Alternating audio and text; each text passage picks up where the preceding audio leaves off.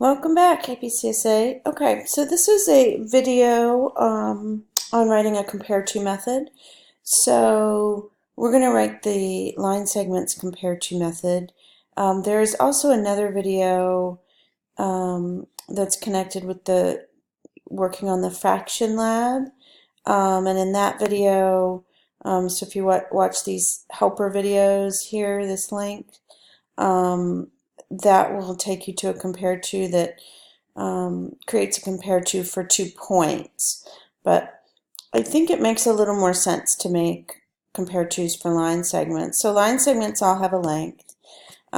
We've already written an equals method for the line segment, but all that tells me is whether they're strictly equal or not. It doesn't tell me if one is less than or greater than the other one. And so that's what we want to be able to do, and that's what we use compareTo to do. So because I'll use this method to determine less than, greater than or equal, equal, less than or equal, less than, like all these different values. And really, 2 line segments can either be, the first one can be greater than the second one, or the first one can be less than the second one, or the first one can be equal to the second one. So because there's 3 different options there, less than, greater than, or equal, we can't use a Boolean with compareTo because it's one method we're going to call. It's going to return one thing, and that's going to indicate whether we have less than, greater than, or equal. So with that in mind, this is 2 line segments that are created, A and B, and when we make a call like this, we're going to get some value back that's going to indicate whether A is less than B or A is greater than B. So what's helpful with this, I'm going to copy this and put this into my line segment tester. So this was all the code for testing equals method. And I think this was testing length method. It's all a mess now. So you can always comment all this out and just start from scratch, but I'm just gonna testing compareTo method. So I paste from that from the slide, and because I don't have a compareTo method, and we don't really override a parent, I'm going to comment that out for now, and I'm going to go ahead and print the length of these 2 line segments that just got created here, A and B. So we'll do that. Length of A is A dot length. Length of B is B dot length. Let me fix the indents, compile, and let's run that. Okay. So we can see that A is 5, B is 10. So if I say A compared to B, this should be equivalent to A less than B. The only reason I know this is because we've printed out the lengths. So A would be less than B because 5 is less than 10. So writing it in the same order as the call, this can tell you that what you would expect is that compareTo returns some integer less than 0. So when the calling object is less than the thing that's passed, you get back a number that's less than 0. If we were to flip-flop this statement, where we had B as the calling object and we compared it to A this way, we would rewrite this with B first. B is greater than A. So compareTo returns something greater than 0. So if you think about how you would order the 2 things that are passed, it'll give you an indication for what value will be returned. Now up here with our equals method, seg1 equals seg2 was true. So that should mean that if I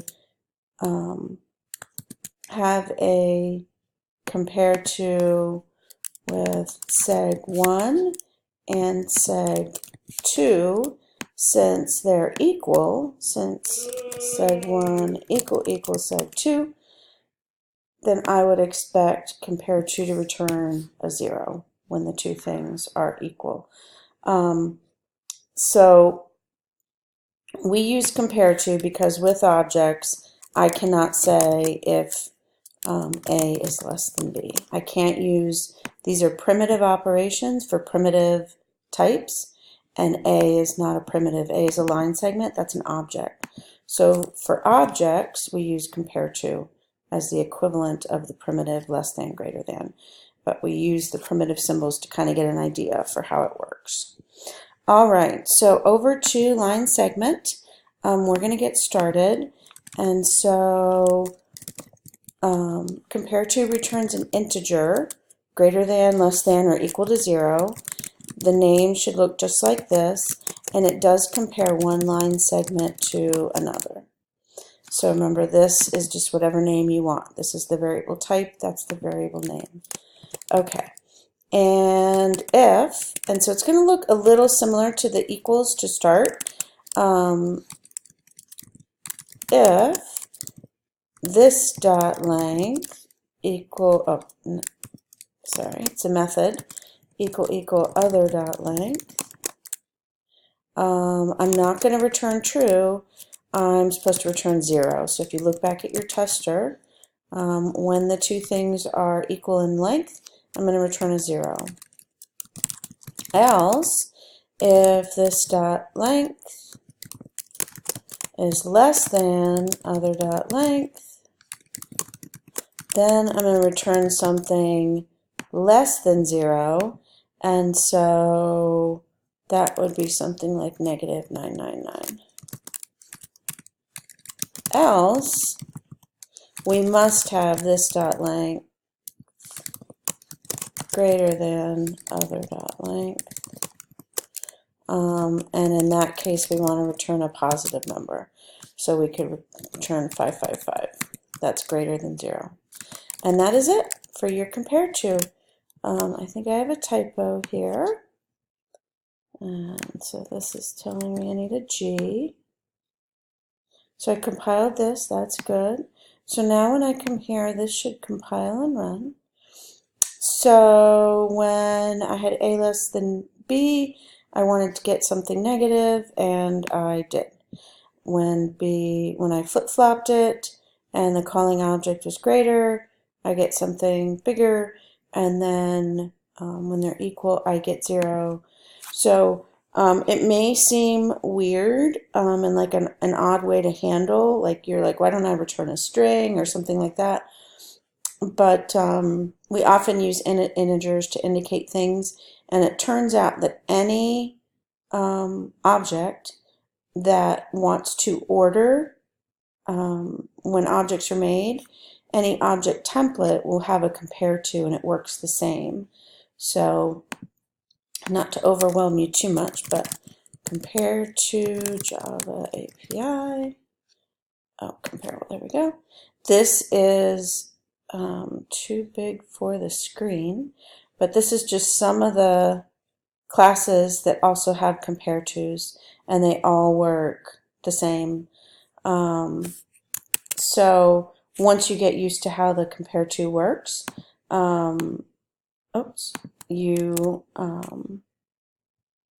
it will apply to anyone who writes a compareTo. They're kind of similar. Now, the last thing I want to say is that usually we don't just print out the values.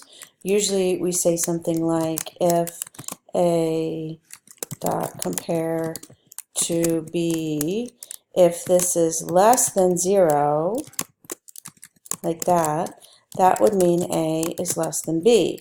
And I want to do something when A is less than B, else I want to do something else when else A is greater than or equal to B. So remember, the opposite of less than is greater than or equal, but usually this is how the compareTo will be used. And similarly, the equals method, now with the equals method, I can just say if A dot equals B. And this is asking if it's true. But since this returns a Boolean, I don't need to compare it to anything. With compareTo, you have to do some comparison to 0 before you decide which path you want to take. Okay, you should be ready to start thinking about your compareTo for the fraction lab. In terms of line segment, there were 2 other methods. One was the midpoint. If you wanted more practice, this one will look similar to length in terms of the fact that you're going to be calling a method from the point class that already does the midpoint.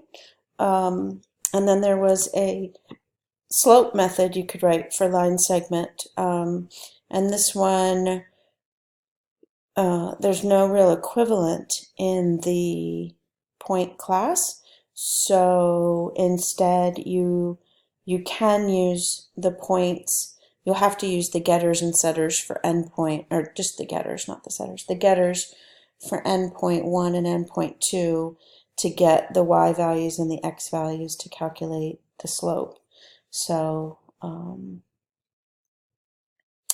yeah, so those would be great additional practice before working on fraction, but I think you have just about everything you need somewhere, all the resources you need. So good luck, happy coding.